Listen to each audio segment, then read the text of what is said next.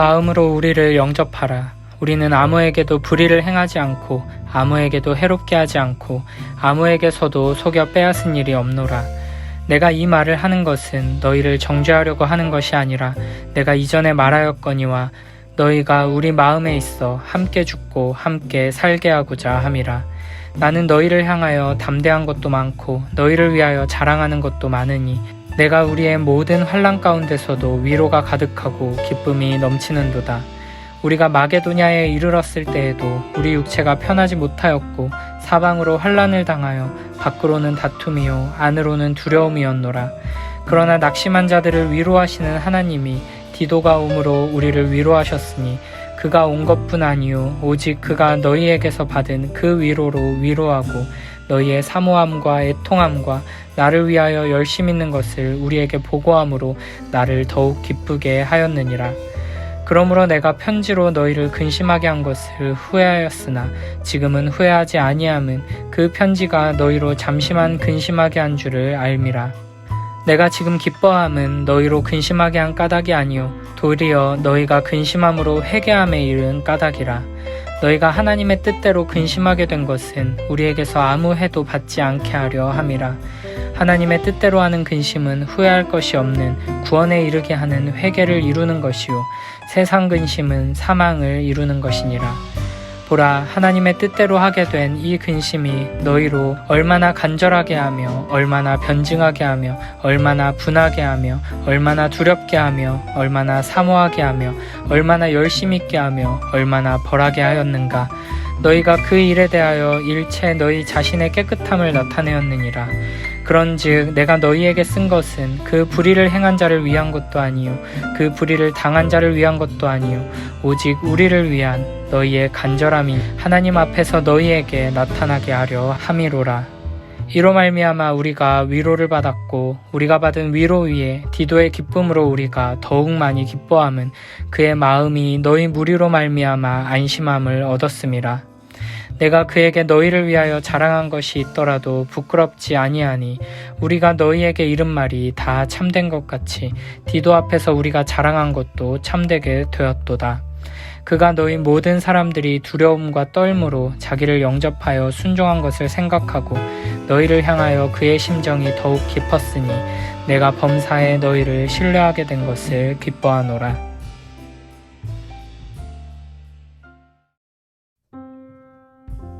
7장 2절부터 4절에서는 앞부분에 이어서 새 언약의 사역자로서의 권면을 이어갑니다. 바울은 자신과 동역자들을 마음으로 영접하라고 말합니다. 거짓 사도들에게 흔들리지 말고 바울을 신뢰하고 바울이 전하는 바른 복음으로 돌아오라는 것입니다.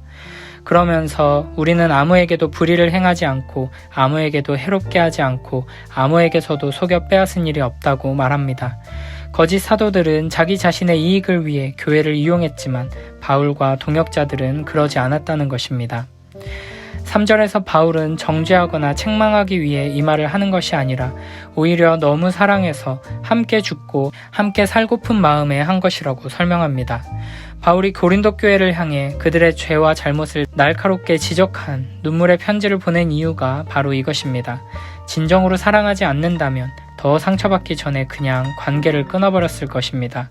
그러나 바울은 그리스도의 사랑으로 사랑했기에 그들과 함께 죽고 함께 살겠다는 각오로 고린도 교회를 끝까지 포기하지 않고 그들이 불편해하고 근심할 만한 이야기까지 꺼내며 책임을 지는 모습을 보인 것입니다. 그리고 결국 이제는 그들을 향한 담대함이 많고 자랑도 많다고 말합니다. 담대함은 용기나 확신을 뜻합니다. 6장 11절처럼 고린도 교회에 대한 확신으로 인해 바울의 입과 마음이 열렸다는 것입니다. 자랑은 고린도 교회에 대한 신뢰와 칭찬을 의미합니다. 또한 위로가 충만하고 모든 환난에도 기쁨이 넘친다고 말합니다. 이런 확신 때문에 여전히 문제가 남아있음에도 불구하고 바울은 고린도 교회 성도들을 사랑하며 거짓 사도 문제에 대해 그들이 바르게 처신할 것을 믿고 기대하고 있습니다. 바울은 하나님으로부터 포기하지 않는 사랑을 받았기에 그 사랑으로 교회를 사랑하며 끝까지 포기하지 않을 수 있었습니다. 여전히 많은 문제가 있는 교회를 향한 바울의 신뢰는 그들을 빚어가시는 하나님에 대한 신뢰와 기대에서 나온 것입니다. 그리고 이 신뢰를 한몸에 받은 고린도 교회는 결국에는 돌이키고 회복되어 바울에게 담대함과 자랑이 되고 위로와 기쁨이 되었습니다. 우리도 서로를 바라볼 때 포기하지 않으시는 하나님의 사랑으로 바라보며 끝까지 인내하고 신뢰하며 사랑하는 우리 모두가 되길 바랍니다. 5절부터 7절에서는 바울이 마게도냐에 도착한 이후의 상황에 대해 설명합니다. 이는 2장 12, 13절 말씀과 연결되는 것입니다. 두 번째 고린도 방문이 상처로 끝나고 바울은 에베소로 돌아와 교회의 불순종을 호되게 책망하는 세 번째 편지를 디도편으로 보내게 됩니다. 그 사이에 에베소에 문제가 생겨 드로아를 거쳐 마게도냐에 갔지만 여전히 교회 걱정에 마음이 편치 않았다고 말합니다. 그러나 다행히 고린도에서 돌아온 디도가 교회의 회개 소식을 전했고 바울은 비로소 안도의 한숨을 쉬며 기쁨과 감사의 마음을 표현합니다. 8절부터 12절에서는 바울의 기쁨에 대해 자세히 설명합니다. 사실 바울은 편지를 쓰며 많이 괴로워했습니다. 2장 4절에서도 많은 눌림과 걱정으로 눈물과 기도로 썼다고 말합니다. 고린도 교회가 돌아오기를 바라는 마음에 눈물로 기록했지만 너무 심한 책망에 그들이 근심하면 어쩌나 하는 걱정도 있었습니다. 그래서 8절에서는 괜히 편지를 썼나 후회하기까지 했다고 말합니다. 그러나 다행히 모든 상황이 잘 해결되었고 바울의 걱정은 기쁨으로 바뀌었습니다. 호된 질책을 받고 고린도 교회가 근심했지만 오히려 그 근심이 그들을 하나님께 대한 회개로 이끌었기 때문입니다. 바울은 그 근심을 하나님의 뜻대로 근심한 것이라고 말합니다. 세상이 주는 근심은 하나님과 상관없기에 사망의 결과를 낳지만 하나님의 뜻대로 하는 근심은 구원을 위한 후회 없는 회개를 낳습니다. 그리고 이 근심으로 인한 변화가 11절에 나옵니다. 그들은 주님에 대해 더 간절해졌고 그 간절함은 자신을 더 깨끗하게 하려는 마음과 하나님에 대한 두려움과 바울과의 관계 회복을 위한 열망으로 나타났습니다. 하나님의 뜻대로 하는 근심에서 회개와 변화로 나아가 하나님과 바울을 향한 태도가 달라지게 된 것입니다. 주님께서는 우리에게 염려하지 말라고 하십니다.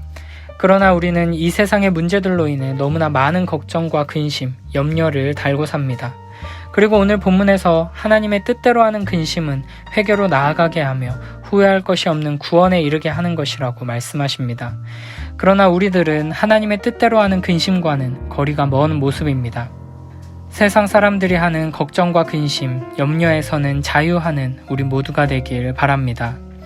반대로 하나님을 더 사랑하지 못하는 나에 대해, 이웃을 더 사랑하지 못하는 나에 대해, 말씀을 더 사모하며 매일매일 말씀 붙들고 살지 못하는 나의 연약함에 대해, 나의 죄와 영적인 연약함에 대해서는 근심하고 아파하고 걱정하며 이를 놓고 기도하고 회개하여 온전한 구원의 은혜로 나아가는 우리 모두가 되길 바랍니다. 13절부터 16절에서는 고린도 교회의 회개에 대한 기쁨을 디도와 관련해서 이야기합니다. 14절에 바울이 디도를 보낼 때 그에게 고린도 교인들을 자랑했다는 말을 보면 바울은 그 상황 속에서도 여전히 고린도 교회에 대한 신뢰를 놓지 않고 있었다는 것을 알 수 있습니다. 그러면서도 동시에 마음의 불안과 염려도 있었습니다. 그러나 감사하게도 고린도 교회는 두려움과 떨림으로 디도를 잘 영접했고 바울의 말에 순종하여 돌아섰습니다. 디도를 통해 문제가 회복되었으며 디도에게 자랑한 고린도 교회에 대한 신뢰가 틀리지 않았음이 확인된 것입니다. 그래서 바울은 모든 것에 고린도 교회를 신뢰하게 된 것 때문에 더 기뻐한다고 고백합니다. 디도편에 보낸 편지는 잠시 그들을 근심하게 했지만 그것은 결국 회개와 회복으로 이어졌습니다. 그 편지로 그들은 바울과 하나가 되었고 바울의 기도와 기대에 부응하며 그를 향한 진심과 열심을 보여주었습니다. 오늘 본문을 통해 우리는 하나님의 말씀에 기초하고 하나님의 사랑에 근거한 질책이 관계를 회복시키고 교회를 온전히 세운다는 것을 확인하게 됩니다. 바울의 책임지는 사랑, 하나님의 눈으로 바라보며 믿어주고 기다려주는 사랑이 결국에는 그들을 변화시키고 그 변화가 바울에게 큰 기쁨과 위로를 줍니다. 우리도 서로를 이와 같은 사랑으로 사랑하고 섬기게 되길 바랍니다. 서로가 서로에게 세상적인 근심의 제목이 되는 것이 아니라 서로가 서로를 나와 우리를 살리는 하나님의 뜻대로 하는 근심으로 인도하여 더욱 큰 은혜와 축복의 자리로 함께 나아가게 되길 바랍니다.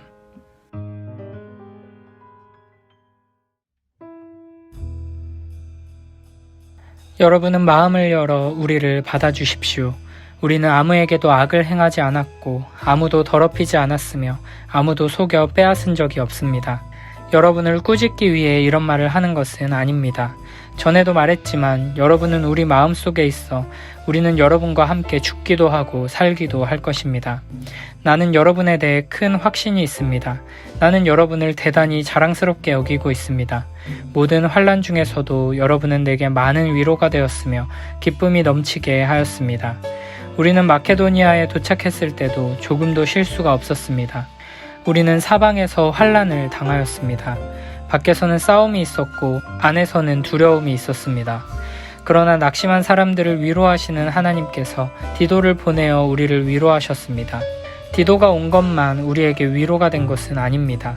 여러분이 디도를 위로해 주었다는 말을 듣고 우리는 더 큰 위로를 받았습니다. 디도는 나에게 와서 여러분이 나를 몹시 보고 싶어 한다는 것과 나에게 잘못한 것을 뉘우치고 있다는 것과 나를 대단히 염려하고 있다는 소식을 전해주었습니다. 그래서 나의 기쁨은 훨씬 더 커졌습니다. 지난번에 쓴 편지로 인하여 내가 여러분의 마음을 아프게 하였지만 후회는 하지 않습니다. 여러분이 그 편지로 인해 잠깐이나마 마음 아팠다는 것을 알고는 나 자신도 후회를 하였지만 지금은 오히려 기뻐합니다. 그것은 여러분이 마음 아파해서가 아니라 여러분이 아파함으로써 회개를 하게 되었기 때문입니다. 여러분은 하나님께서 원하시는 뜻대로 슬퍼하였으므로 우리 때문에 조금도 상처를 받지 않았습니다. 하나님의 뜻에 맞는 슬픔은 회개하여 구원에 이르게 하므로 후회할 것이 없습니다. 하지만 세상의 슬픔은 죽음에 이르게 합니다.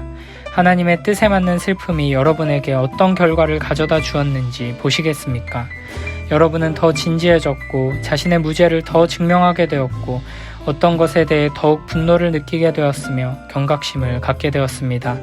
또 간절히 바라게 되고 관심을 갖게 되고 잘못을 저지른 사람들을 벌하게 되었습니다. 여러분은 모든 점에 있어 이 문제와 관련하여 무죄라는 것을 보여주었습니다. 그러므로 전에 내가 여러분에게 쓴 편지는 불의를 행한 사람이나 불의함을 당한 사람들을 겨냥하여 쓴 것이 아닙니다.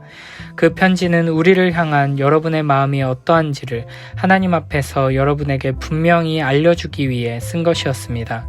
이로 인해 우리는 위로를 받았습니다. 우리가 받은 위로 외에 디도가 기뻐한 것을 알고 더욱 기뻐했습니다. 디도의 마음이 여러분 모두로 인해 안정을 되찾았기 때문입니다. 내가 디도에게 여러분에 대해 자랑하였지만 여러분은 나를 부끄럽게 하지 않았습니다.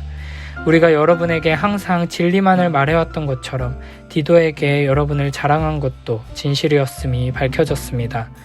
디도는 여러분 모두가 그의 말에 순종하고 두렵고 떨리는 마음으로 자기를 맞아준 것을 기억하면서 여러분을 더 깊이 사랑하게 되었습니다. 나는 여러분을 전적으로 신뢰할 수 있게 되어 기쁩니다.